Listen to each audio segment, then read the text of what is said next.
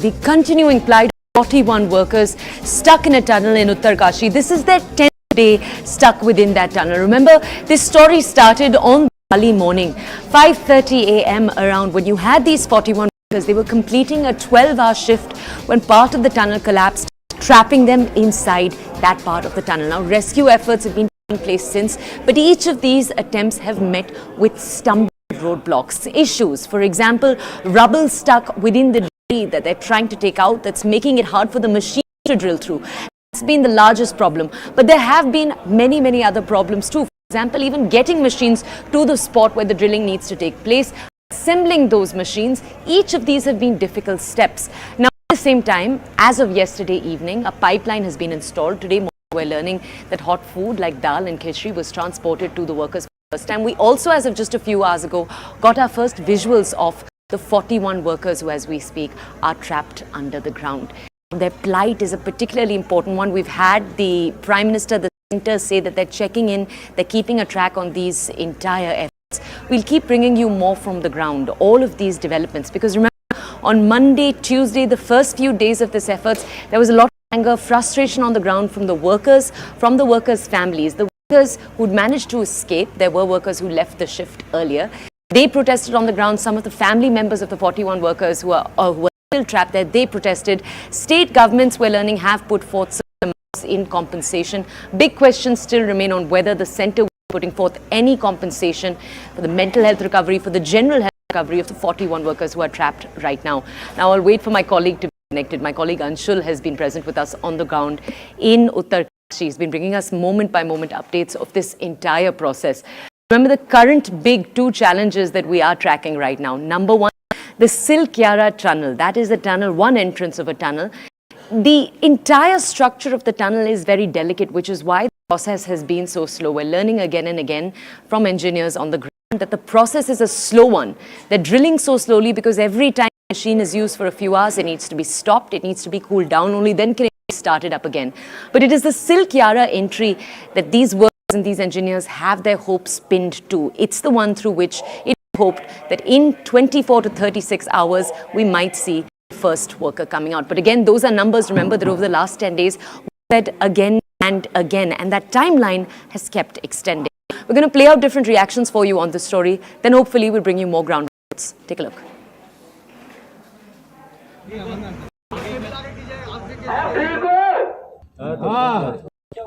ठीक है कैमरा ऊपर सारे लोग ठीक है तो कैमरे में अपने आप को दिखाएं, हाथ खड़ा करें, अच्छे से मुस्कुराएं, हम तुम्हारे पास जल्दी पहुंचेंगे, घबराएं नहीं। हाँ कैमरे को पास से धीरे धीरे बाहर निकालें और सबको दिखाएं। सब आ गया, हम लोग को देखेंगे सर, आगे करना सर, केबल आगे कीजिए, आपके केजी केबल को। हाँ सभी को कैमरा उठाकर दिखा दे, सभी को, जितने भाइयों अंदर है सभी को दिखाएं। कैमरा धीरे धीरे की तरफ ले जाएं। हाँ बात नहीं, कोई बात नहीं, ले जाओ। जब हम लोगों ने काम शुरू किया था तो auger was supposed to be the best and the fastest, पर उसके बाद एक स्केयर ये हुआ कि उस जगह और फर्दर कुछ आवाजें हुई थी, तो इट वाज एडवाइजेबल जो जियोलॉजिस्ट है कि ये फेस इतना अनसेफ हो सकता है कि आपको पूरा अबंडन करना पड़ सकता है। इसलिए एडवांस प्रिकॉशनरी मेजर सारी मशीनें हम लोगों ने बुलवा ली हैं, वो सारे हमारे रेडीनेस होती चली जा रही है कि जरूरत पड़ेगी तो वर्टिकल, सामने से दूसरी तरफ का हॉरिजॉन्टल, वो तो काम शुरू करा दिया। जो लेफ्ट से हम लोगों ने RVNL से टनल करवा रहे हैं, जो कि करीब 170 मीटर की होगी, वो भी TBM से करवा रहे हैं, वो 90 सेंटीमीटर की करवा रहे हैं। उसकी स्पीड थोड़ी और ज्यादा होगी, 20-25 मीटर के आसपास आ सके। तो इस प्रकार से हमारे प्रयास चल रहे हैं। Okay, my colleague Anshul with us right now to bring us up. Anshul has been present on the ground in Uttarkashi, right outside the entrance of the tunnel for the last 10 days. Let's go over to him to get more updates. Anshul, the first question for you. We know that as of a few hours ago, we've actually got our first visuals of those 41 workers that are trapped under the ground. That's question one for you. Do we have a visual of all 41? We're showing our audiences some right now. Do we have visuals of all 41? And just from the visuals, do they seem all right? The communication that we're having with them, do they seem all right?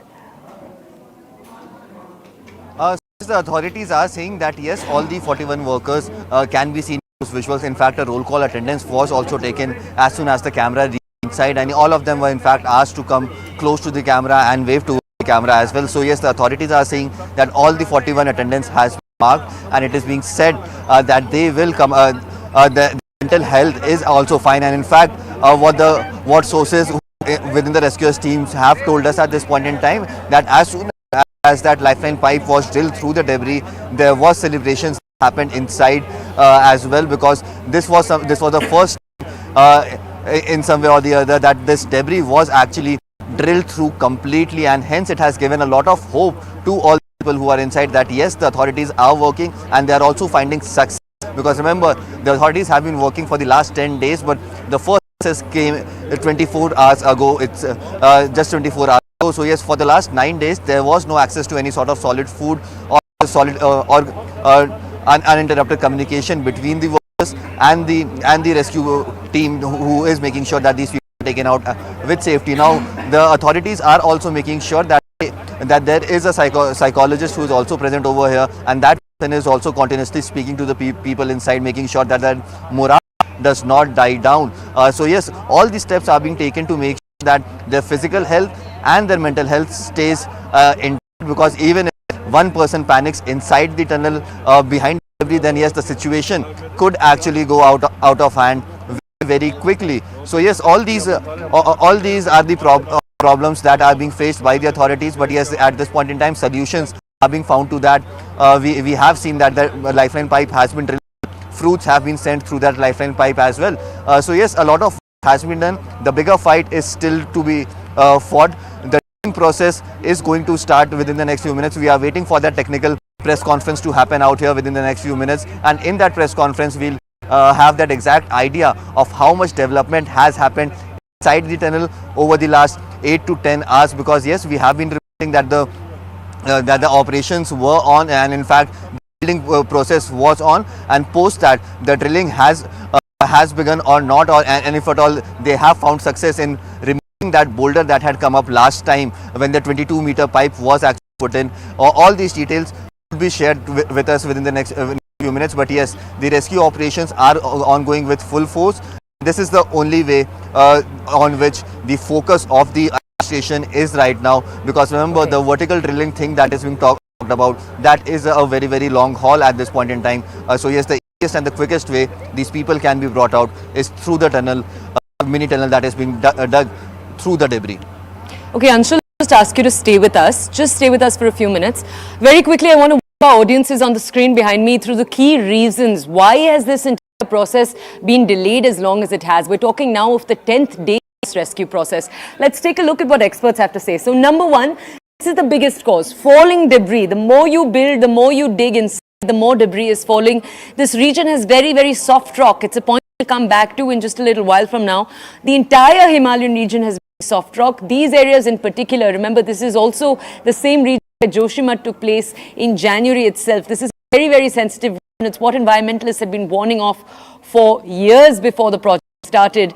Now, what's taking place again and again also is that the auger machines that have been brought in, those keep breaking down. They hit boulders, for example, within the sediment. That is what breaks them down again and again. Not just boulders, you even have metal pieces that are sticking through, metal pipe pieces, according to reporters on the ground, that are making this a little harder. Now, the time it's taking to transport these drilling machines we just told you about. So in the beginning, the first attempt was made with a drilling machine that was brought in from Dehradun. But after that, subsequent attempts have been made with a machine that's been brought in from Delhi. Each piece is brought, it's then put together, and only then can the operations start. That's obviously a hurdle time-wise. As we've already told you, the mountain terrain continues to be very, very troublesome. And lastly, the drilling through rocks. I told you this a little earlier. This continues to be a big roadblock. Now, let's go back to my colleague Anshul right now to understand more. Anshul, if you can now tell our audiences, because we know that a press conference is about to take place that will update you and then obviously update us on what's taken so long, where the process stands right now. I do want to ask you, Anshul, we know that a committee was formed to investigate the causes. On one side, environmentalist after environmentalist has that this was already just a very, very dangerous region to be building in the first place. But we also know that some workers have said off the record that they were afraid that the structure itself was weak. You've been on the ground now for 10 days. Were you able to speak to families, to workers? What did they have to say? What were their thoughts?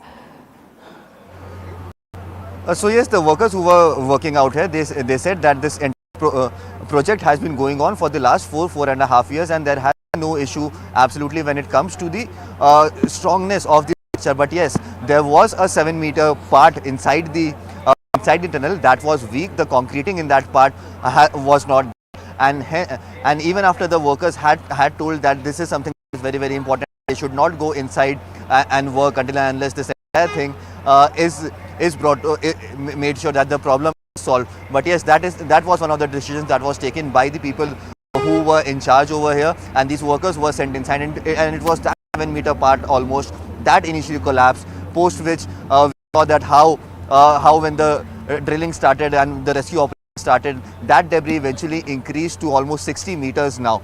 So yes, it is very, very evident for the workers, because they say that yes, there was a portion that was not that was not meant at the right time, and hence this entire fiasco has happened. But yes, this is something that the workers have to say. But the committee that has been formed by the government, that committee, although had come on ground, inspected the entire situation, but hasn't filed its final report, because once these workers are taken out safely, post that we can expect that report to be filed by the agencies, because yes, there needs to be a lot of investigation needs to be done. What were the exact reasons? Who was the person responsible? Who showed laxity because of which this entire incident has happened? So yes, a lot of questions needs to be answered at this point in time. But yes, the focus of the administration at this point is to make sure that all these people are inside remain safe, and post that once these people are taken, we can expect that some sort of action would be taken against the person who was found responsible for showing laxity regarding the safety and security of workers who were working inside the tunnel day in and day out. Remember, this entire project was going on 24/7. People who are working over here, they are working in shifts, almost 12 shifts in which people have to work in. So this incident that happened was that the night shift was working, and the lucky ones were those who were in the morning shift.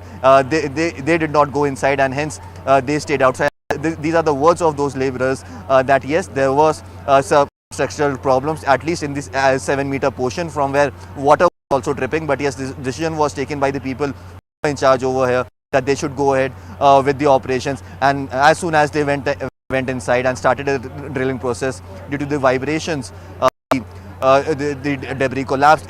This is what the workers claim at this point in time. But yes, we are still waiting for that official confirmation from the side of the government, from the side of the investigators, as to what were the exact reasons because of which this collapse happened.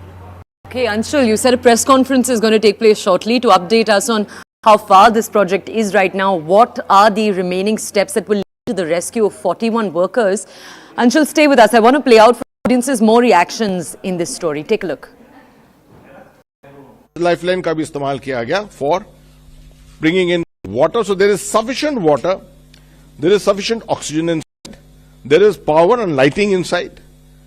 All the basic essentials and food survival rations have been pushed inside through compression. Obviously, your efforts to bring in any other food at this time have not been made. They will be shortly, and I will brief you about it subsequently. Now, as far as the efforts, what all efforts are going on? Before going to the final efforts, a few families of the trapped workers have been transported there. Some of the states to which these families belong, जैसे कि उत्तराखंड के 2 हैं, हिमाचल प्रदेश का 1 है, उत्तर प्रदेश के 8 हैं, बिहार के 5 हैं, वेस्ट बंगाल के 3 हैं, असम के 2 हैं, झारखंड के सबसे ज्यादा 15 हैं और उड़ीसा के 5 हैं. What is the exact operation that is going on, and when can we expect these people to come on? That is the question that the entire country is asking at this point, sir. Yeah, I understand why everyone's asking that question. And look, what we've got multiple methods currently underway to get these men home. And what you've seen yesterday is a result of incredible amount of work from the team up there on the mountain. It's been 9 days, and it's been 9 days with a lot of careful planning analysis to find out what's going inside that mountain and to make sure not only do we get those men out alive, but the rescuers are safe too. And when I arrived here, I said, those men are coming home, those men will be coming home. We're not there yet. We're not there. But yesterday, what we've achieved, getting that pipe through and now the endoscope through and better food through, and the whole world can see those men are alive. Now it's proven to us that we can get through that mass.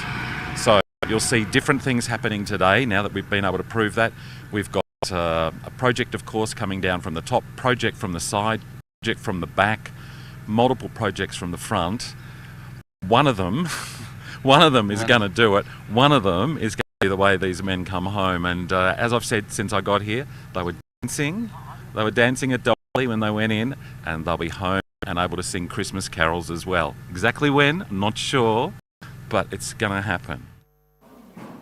Okay, let's go back to my colleague Anshul, who remains with us on the ground. Anshul, can you tell our audience, what are experts telling you, experts who do have access to those visuals, who have been communicating with the 41 workers who are trapped in?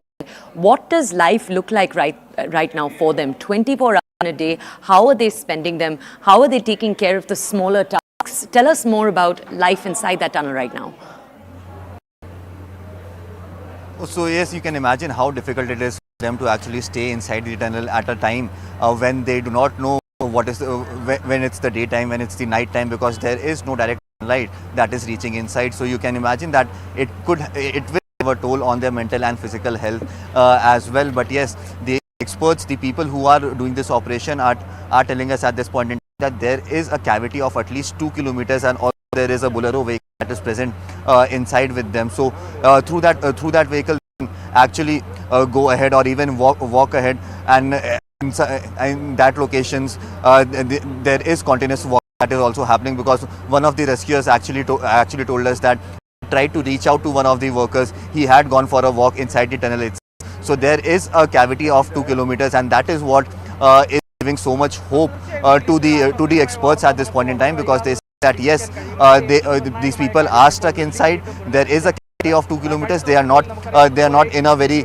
compressed space, and hence now finally since the food has started reaching them, they are more positive that finally they would be taken out. Initially there was a lot of tension that was amongst the rescuers, and once the communication line was established through the air pipe, it was since then that these people had an idea that yes, there are people who are waiting outside. People know that this tunnel has collapsed, and people are working to get to them. Post that, we saw that IAS officers from different states also came over here, and they also spoke in their local language. The family members also came over here, and the family members were also allowed to go ahead and speak with those people, and hence making sure that their morale doesn't die down. And that is the main focus of the administration at this point in time, that the morale of all these people should remain high, especially the success that they have gotten yesterday. The morale is getting higher with every passing hour, because at this point in time as well, over the last 24 hours, there has been a lot of work that has been done, because remember, at least for 2 days, from 16th of November to 18th and 19th of November, for at least 4 days, we saw that very little work was done when it comes to the drilling operation or when it comes to the rescue operation. Or yes, rescue operations were on, but yes, the drilling was stopped at least for 2 to 3 days, and that was a big cause of concern. The main reason for stopping that drilling, what we have been told, that an earthquake also had struck over here in Uttarkashi on the 16th of November. Post that, due to the activities, the rescuers did not want to risk the life of the people who are carrying out this rescue operation, and hence the drilling was stopped. So the boulder that had come ahead, that boulder had broken bearings of that American auger machine. That was also one of the reasons that this entire operation was stopped. Now a new machine was finally called in. The machine did go inside. The machine was set up, and we are just awaiting for that official confirmation as to how deep has the drilling process happened, because the last time the drilling process happened in approximately 24 hours, 22 meter of the pipe was drilled through, which means that an approximate speed of 1 meter per hour is the capacity through which this machine was drilling. In ideal conditions, this big American auger machine, this heavy duty American auger machine, can drill through 4 meters per hour. But yes, the kind of terrain, the kind of talcum powder material that is in the debris, that is something that is making this entire drilling process more time taking and more difficult. This time around, since the drilling has started yet again, since the entire operation has started yet again, the rescuers have made sure that that entire debris is compressed in such a way that it becomes solid. Post that, there are security measures, safety measures that have been in place. Big boulders have been kept atop of the pipe as well to make sure that the debris that is falling due to the drilling process, that debris does not hamper the rescue pipe or the machine at this time. So yes, all the safety measures have been taken, but will this plan work? That is still a big question mark. We have seen over the last 10 days that several plans that have been made by the rescuers have fallen flat on their face as well. But yes, this American auger machine drilling is something the rescuers are really hopeful for. This is the machine on which the hope of the entire nation is now pinned on, to find out as to how quickly can these people be taken out. Because remember, 2 meters of tunnel has already been dug in. Approximately 40 more meters of tunnel needs to be dug through. So if everything goes according to the plan, we are expecting that it will be somewhere around 38 to 40 hours to finally see those visuals, to finally hear those words that all these people are safe and have been taken out. So yes, the next 40 hours are going to be very crucial. But yes, work that is ongoing is definitely ongoing. War footing is something that we can confirm. The other options are also being looked at, but will that other options work? Are they feasible? That is a big question mark. As we have been reporting that if at all the vertical drilling starts, but that is also going to take around a week for that process to happen. Post that, they'll have to somehow find a way to go inside the pipe and cut the metal on top of the tunnel as well, so that the pipe can actually reach inside the tunnel. So that is a massive Herculean task. At this point in time, the location has been finalized, but ONGC had reached over here in the afternoon. They have conducted an analysis of the rock that is present over there and what kind of debris might be inside that rock. They have done that analysis, and they are seeing that the next 2 days the analysis will continue. Post that, the decision will be taken to from where that vertical drilling will start. But yes, at this point, a point has been finalized. Roads have been made till that point. Approximately 50-meter roads need to be built more, and if at all that location is to be accurate, then from there the drilling process would start. Then yet again from the top also, it is going to take another 7 to 8 days for that pipe to reach inside the tunnel again, if everything goes according to the plan. So yes, a lot of ifs and buts that still persist at this moment, because the kind of operation that is, this is a very challenging operation in the most challenging terrain across the globe. Hence, we are seeing that this entire rescue operation, which could have ended very quickly if at all the conditions were favorable, but since the conditions are so against, it is becoming so difficult. And it has been more than 240 hours now that these people are stuck in, and hence a lot of questions are being raised on when these people will be taken out, on their mental health, on their physical health. But authorities are making sure that the situation remains calm, the situation remains controlled. The workers who are stuck inside, they actually know that the entire government machinery at this point in time is working to make sure that all these people are taken out with safety. So yes, the next few hours are going to be very crucial, because it will be clear that if at all the American auger machine is becoming successful yet again, because this is the shortest and the quickest way through which these people can be taken out. Anshul, thank you for bringing us those details. We're keeping a keen eye on these developments. A conference is about to take place to update us on how far the operation has reached so far, what the steps are that remain for us to see those 41 workers. It's time for a short break. On the other side, the Nation at 5 continues right here.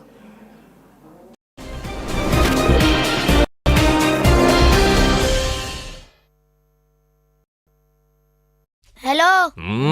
Food is constantly being supplied, and work from all the 5 angles is now going on. So within the next few days, with the kind of confidence and the kind of confidence that rescuers have, we can expect that we can get those first visuals of these people coming safely. The visuals that we have shared with our viewers now, these visuals actually tell that how the people inside have are high on confidence, and finally they have access to people outside. A communication link has been established, visual link has been established, solid food has been given to them, and also from all the 5 ends, continuous work is going on to make sure all these people are taken out safely.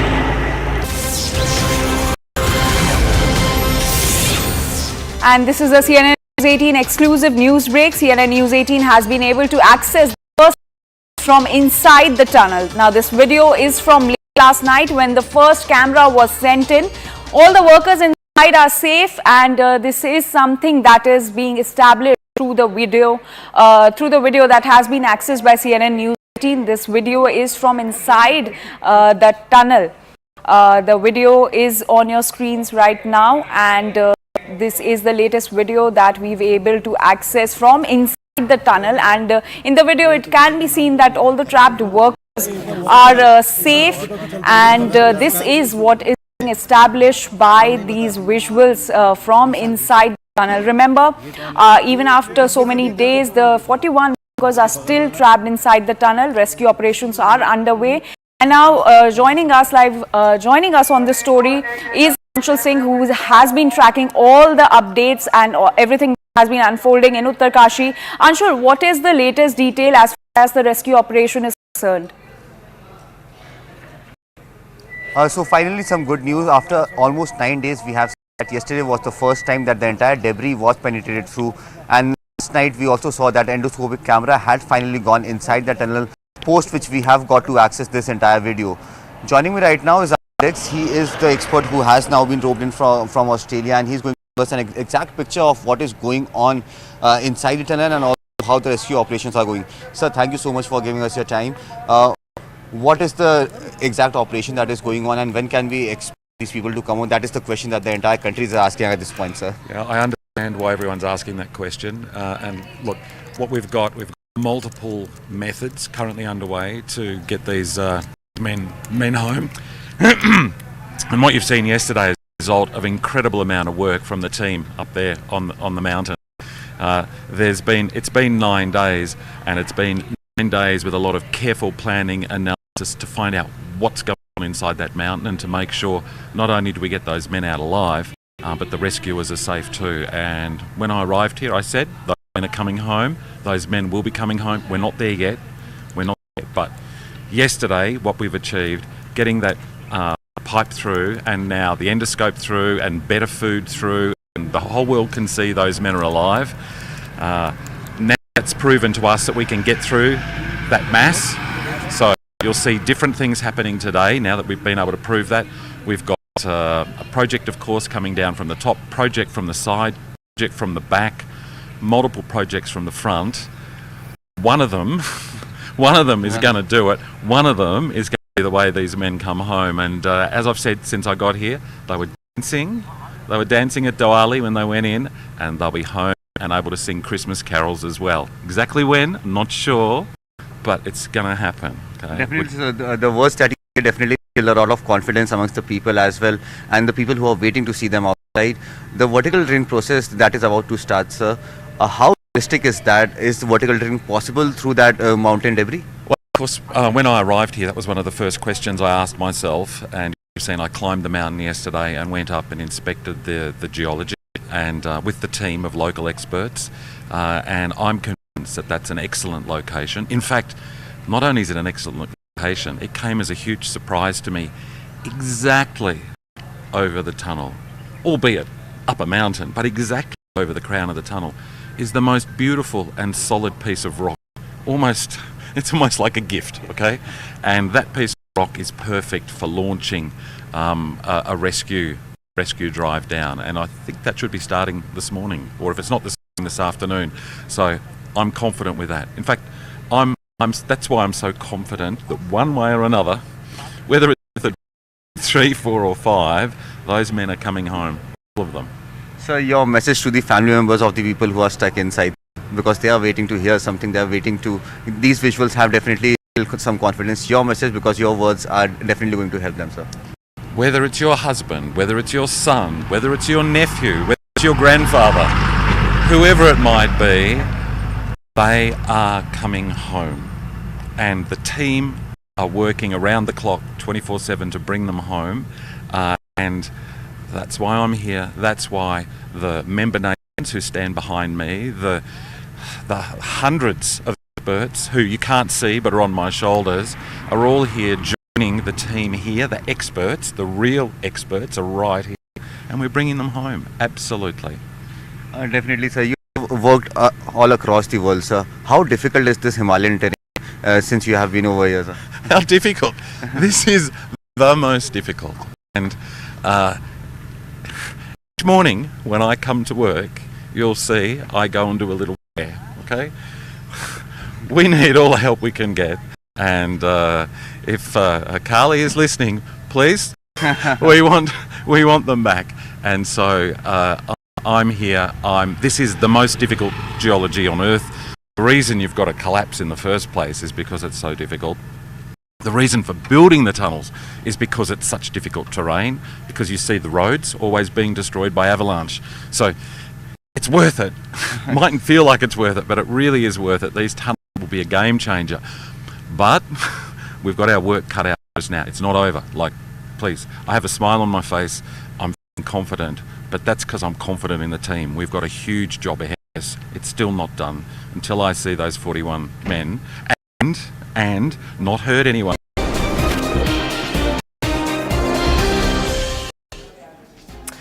Welcome back. You're watching The Nation at 5 right here on CNN News 18. As we speak, the 2+2 dialogue is going on between Australia and India. That's the story we're focusing on right here on the show. A 2+2 meeting is where the foreign minister and the defense minister, or the external affairs minister in our case, and the defense minister meet each other from two countries. Right now from Australia, you have the Deputy Prime Minister Richard.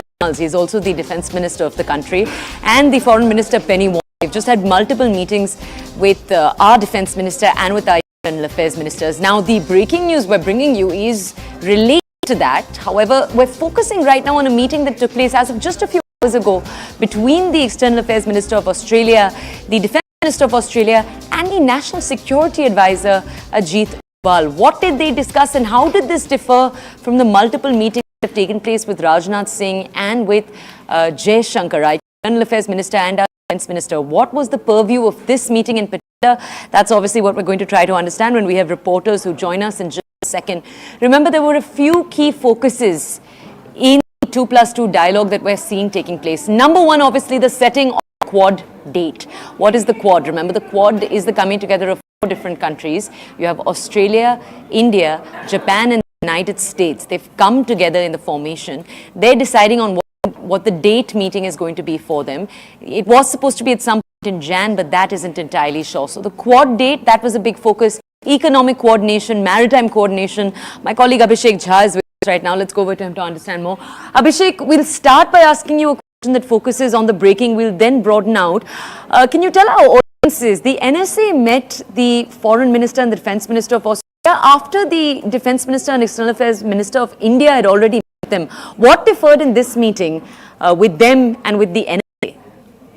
Well, India and Australia has a lot to talk about when it comes to maritime security and Indo-Pacific and the dominance of China and countering the hegemony of China in this region. So in that context, meeting this entire 2+2 dialogue and of Defence Minister of Australia with his Indian counterpart, Defence Minister Raj Singh, and then also meeting him as Jai Shankar, our external minister, holds significance that Australia and India, they are not just becoming a close partner in terms of free trade agreements, commercial people engagement, but they're also increasing their partnership, their strategic partnership in the fields of maritime security and other security aspects. Okay, Abhishek, thank you for bringing us those details. I'll ask you to stay with us, please. We're moving on right now to a different story. We'll go back to my colleague Abhishek for this story too. We're now bringing you developments that are taking place in the India-Canada relationship that we've watched play out. Remember, it's been at its lowest point over the last few months. This is a diplomatic relationship that's seen tensions ever since September, where you saw the Canadian Prime Minister Trudeau stand up in the Canadian Parliament and say that Indian agents are responsible for the killing of a Khalistani separatist on Canadian soil. Now, Indian agencies have denied any Indian involvement, but at the same time, Canada says that it was given information by the United States. In fact, they didn't say the United States, they just said the Five Eyes Security Alliance.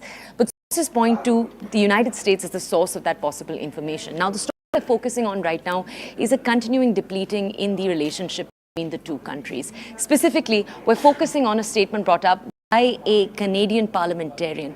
This Canadian parliamentarian has said that Khalistani separatists on the ground in Canada are one again threatening temples in Canada. Now, he has said that a viral video was put out. In this video, you can see a Khalistani separatist claiming to attack a temple.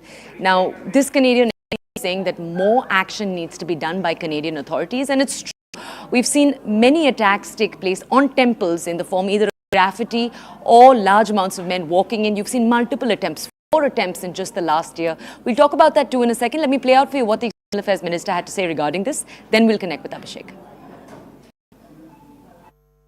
Did we discuss issues between India and Canada? Yes, I spoke about it to Minister Wong, and as you know, Australia has a good, strong, close relationship with both of us. So I felt it was important that Australia get our perspective on the issue, and you know that from our point of view, the key issue is really the space which has been given to extremism and radicalism in Canada. So therefore the short answer is yes, we discussed it. I spoke to her about our perspective, and she did listen to me very carefully. Okay, let's go over to Abhishek, my colleague, to understand more. Abhishek, January, February, April, August, we've seen multiple incidents take place in which you've had groups attack different temples across Canada. These attacks have either been in the form of people actually entering the temple premises. You've had graffiti in some cases also take place. I just want to understand from you, Abhishek, keeping that in mind, where you have a Canadian MP raising this problem, saying that, look, this is one more open threat. It may play out in the next few days. How have Canadian authorities responded? First, tell us that, please. Well, Canadian authorities, like always, they have been a bit, suspiciously silent as to. In the past, we have also seen many such incidences happen where Indian communities, Indian temples, events that were organized by Indian people of Indian diaspora, and recently one of the events that was being sponsored by the Indian High Commission in Canada, that was being interrupted by these Khalistani elements. And despite so many warnings, so many alert calls that the authorities of Canadian government had received from Indian local Indian community leaders in Canada, there has not been much of action that would deter such elements from barging into these events or disrupting or kind of threatening and intimidating Indian diaspora or Indian diplomats present in the ground. And that is the irony of India-Canada bilateral relationship, that until a few months ago it was going all smooth, but since the start of these Khalistani elements, Canadian authorities not taking any action, or there is no sign of any action being taken by Canadian authorities against these violent extremist groups, there is clearly downslide that is happening in the bilateral relationship, and this perspective was shared to the Australian counterpart by External Affairs Minister Jaishankar today as well. I want to understand from you, Abhishek, in the last few months, what have Indians on the ground in Canada told you, Indians who've relocated there? Because we know that, as you were pointing out, in the last few years, the relationship has been a very fraternal one. Indians have moved to Canada in large numbers, partly because they found such a home there. In the last few months, have they at all reported a change in the atmosphere? So, I mean, there's a large Indian diaspora which is present, and especially there is a large Sikh population also which is present there. But the point is that these extremist ideologies of Khalistani propaganda, they try to find some roots in the majority of Sikh diaspora. Many times we have in the past also learned and heard from these leaders that they are not supporting in any way the Khalistani propaganda, but in the name of Sikhism, in the name of another dreamland, these Khalistani people, they are a handful of a fringe element. They are trying to tarnish the entire community present in Canada. So far so that we have seen recently one of the Sikh families being tarnished by these ghouls near a Gurudwara in Canada. So this is a kind of political shadowing these Khalistani elements, and External Affairs Minister has highlighted this in the past also. There is a space, there is a political accommodation that is being given by Canadian side to these anti-India elements in Canada, and that is worrisome for India. Okay, Abhishek, thank you for bringing us those details. It's time for a short break right here on the show. This is The Nation at 5. We'll return with more of the country's top stories in just a few minutes.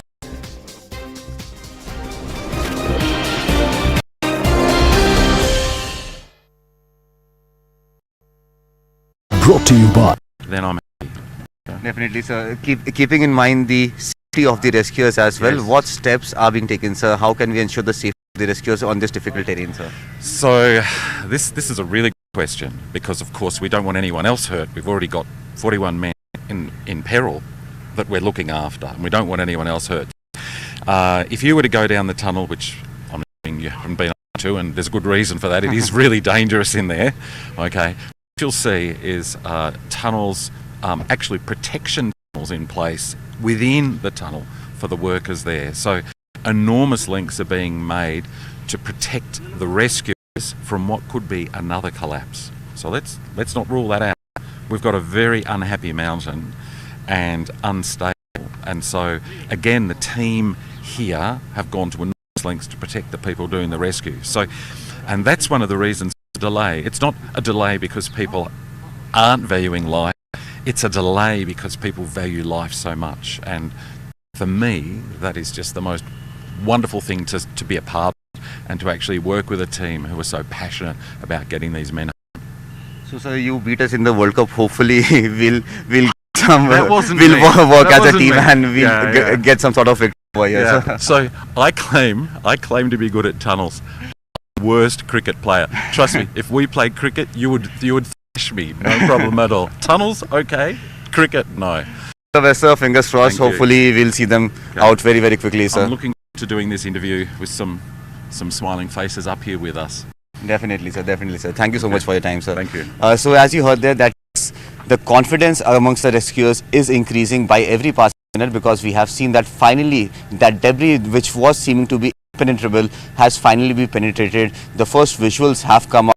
Food is constantly being supplied, and work from all the 5 angles is now going on. So within the next few days, with the kind of confidence and the kind of confidence that the rescuers have, we can expect that we can get those first visuals of these people coming up safely. The visuals that we have shared with our viewers right now, these visuals actually tell that how the people inside have are high on confidence, and finally they have access to people outside. A communication link has been established, visual link has been established, solid food has been given to them, and also from all the 5 ends, continuous work is going on to make sure all these people are taken out safely.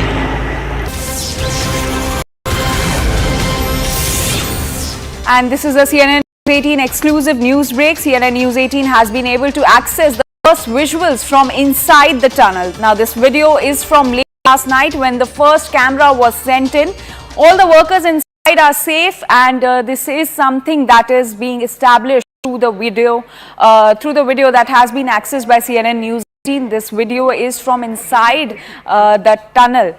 The video is on your screens right now, and this is the latest video that we've able to access from inside the tunnel. And in the video, it can be seen that all the trapped workers are safe, and this is what is being established by these visuals from inside the tunnel. Remember, even after so many days, the 41 workers are still trapped inside the tunnel. Rescue operations are underway.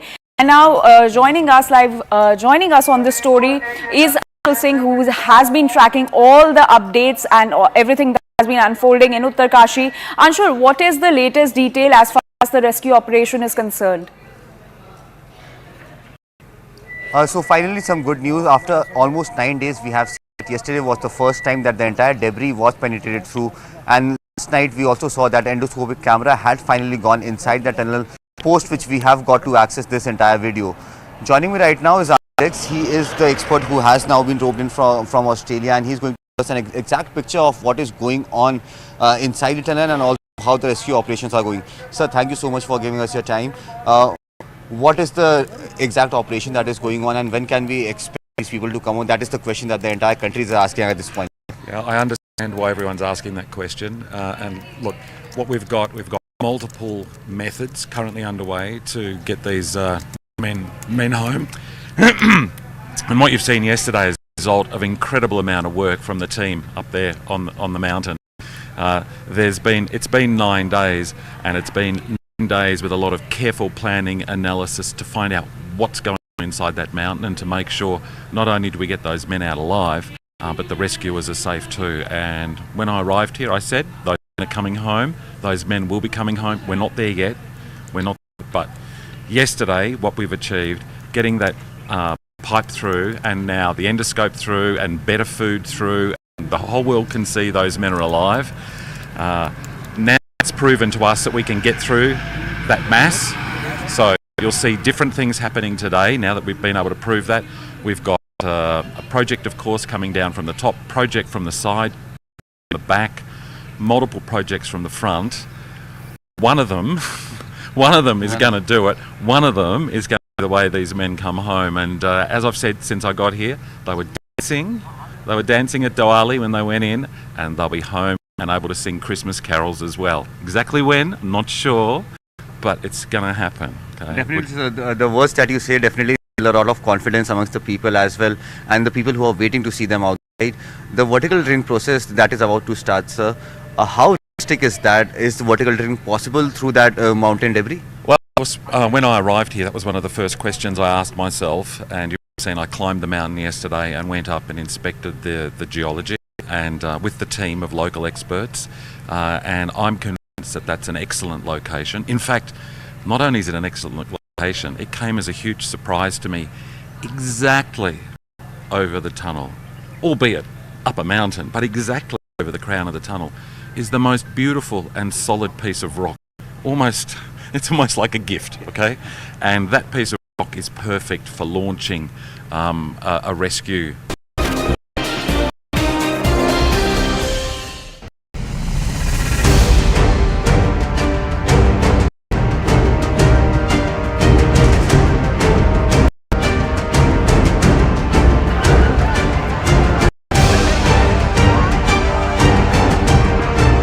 नहीं, Bharatiya Janata party के पक्ष में एक तूफान है। जनता के मन में भारी आक्रोश है। You're seeing it yourself. There's a lot of love. There is a lot of love towards Honorable CM and the works he's done. And absolute majority, we are the government. We are winning this seat. Good feeling to be among people. Heading for a close fight with the Congress. Is this your most difficult state assembly election? Congress certainly has picked up in the state. They are giving us a fight. Credit where it's due. मुझे क्या कहा, क्या नहीं कहा, मैं इतना ज़्यादा ध्यान नहीं देता। देश के हित में, कांग्रेस के हित में, जनता के हित में मेरा पर्सनल नहीं रहता है।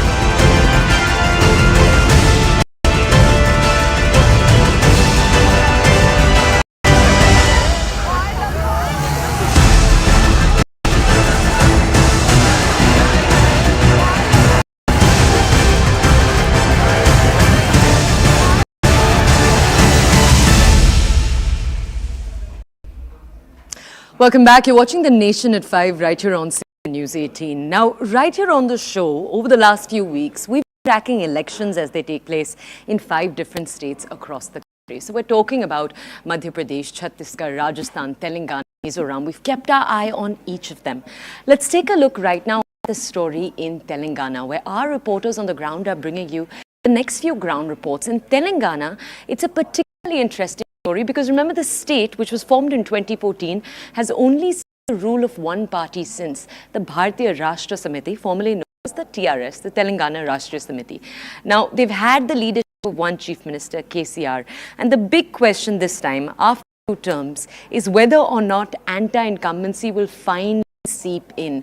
The assembly has a majority of BRS seats. Key contender might be the Congress. The Congress at least is hoping for that. BJP is hoping also to snake in, and then obviously in this state there is also the important influence of the AIMIM.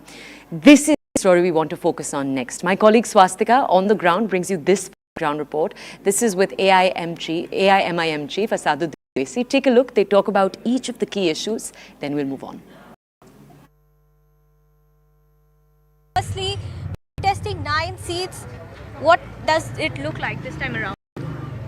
Well, it's an election. We have to work hard.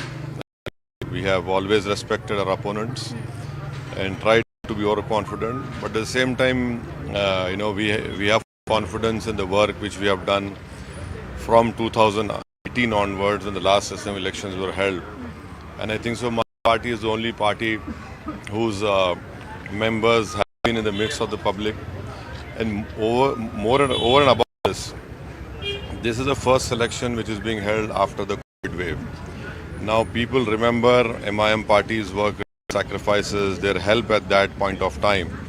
And apart from that, we have been in the midst of the people, developed our respective constituencies, improved our organization. So hopefully we are quite confident, inshallah, we'll do well and we'll win maximum number of seats. So what's your manifesto this time? Well, you see, the way we work in our party office is that 6 days a week, all our MLAs, including myself, corporators sit in our party office, and every day people come and give a manifesto to us. So it is a manifesto way of working for 4.5 years. What we hear, what we do afterwards, that in itself is our manifesto. But apart from that, we don't have this formal manifestos, because other political parties who are contesting in Telangana, they don't work around the clock, around the week, around the year as MIM does. And whenever we meet the people, when they share our problems with us, that is the manifesto which we work on, not for just before elections we come out with document. So what happened? Why did you stick to 9 seats this time around? There was a lot of buzz that you would go out of Hyderabad. I didn't say anything, I didn't give any number. Akbaruddin Owaisi. Akbaruddin Owaisi had said, you're not saying what he said. If my party doesn't agrees, then we'll contest in X number of seats. But when the party has taken a decision, that's the final decision, and we are contesting in the 9 assembly seats. Why not Gosha Mahal? Well, you see, this is a point which is being raised by Congress party, and I'm pretty much sure that Congress party lives in food paradise, because previously this constituency was known as Maharajganj. In 2009 it had become Gosha Mahal, and at that point of time late Mukesh Gaud was the candidate, and I had personally supported him because I had a good political relationship and also a good personal rapport with him. 2014, unfortunately, Mukesh Gaud lost. 2018, I had told some common political friends in Congress party that don't contest in Gosha Mahal, will defeat BJP. But they insisted and they went ahead. And you know what happened? 27,000 votes the Congress candidate got, and the BJP candidate won with 17,000 votes. So we have never contested Gosha Mahal. And the fact of the matter is that these smart Alex or Johnnies, whoever they are, they don't know a single thing about Gosha Mahal. MIM party is not contesting in Nizamabad town, where you have 44% of Muslim electorate, where I have a deputy mayor and 16 municipal corporators. I'm not contesting over there. Why? Because I want to defeat RSS over there. I have never contested Gosha Mahal with 27% of Muslim electorate or population. Why? Because you don't want RSS to win. Now these people, they only talk about Gosha Mahal. Why are they not talking about Nizamabad? And I'm really shocked that a leader of Congress party, who happens to be the daughter of Sonia Gandhi, she comes and says that I am contesting less number of seats to help KCR. And then before that she said, oh, he contested 80 seats, 90 seats. I mean, please have clarity in your mind before you open your mouth. You wanted me to contest more? You wanted me to contest more in Telangana? I have left 110 seats for you. Go there and fight. That's an open challenge. No, I have left 110 seats. I am contesting in 9 seats. So madam should know that before she opens her mouth, she should do her homework properly. Do not rely on some fellow who's there who has no sense of Telangana.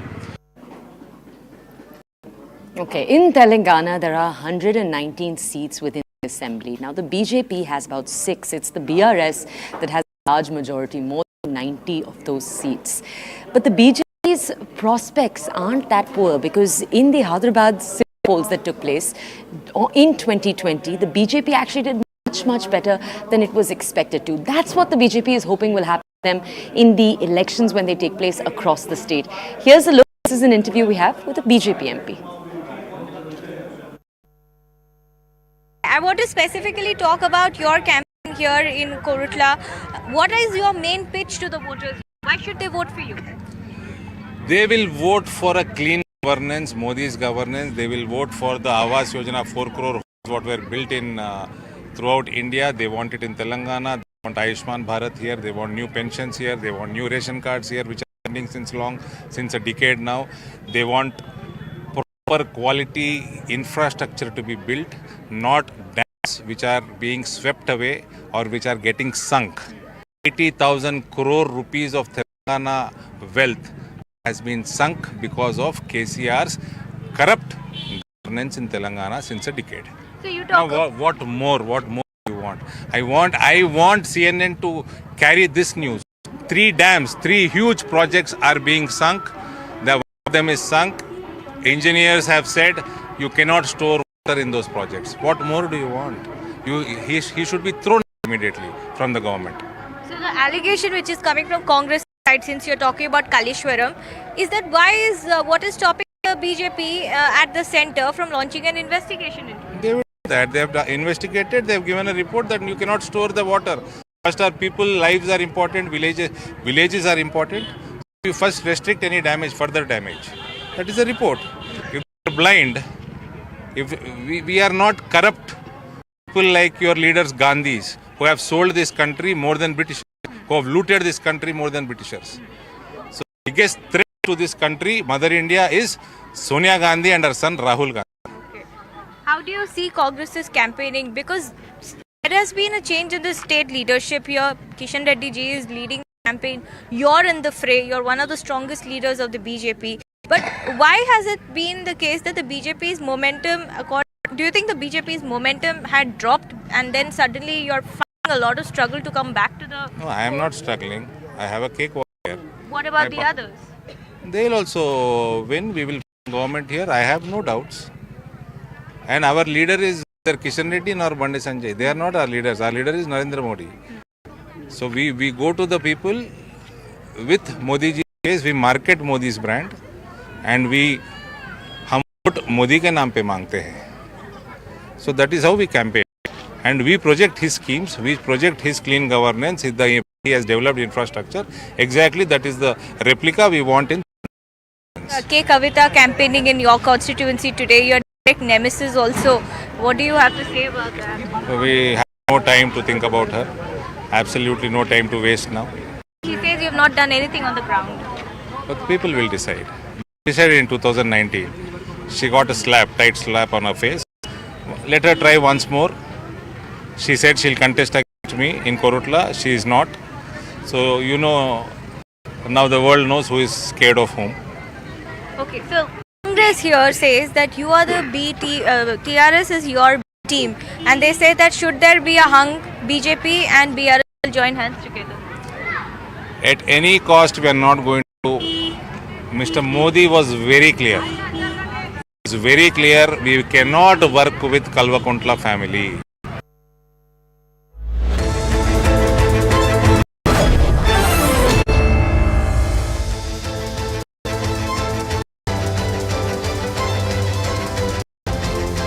Good evening, hello and welcome. You're watching Plain Speak here on CNN 18 with me, Poonam Burde.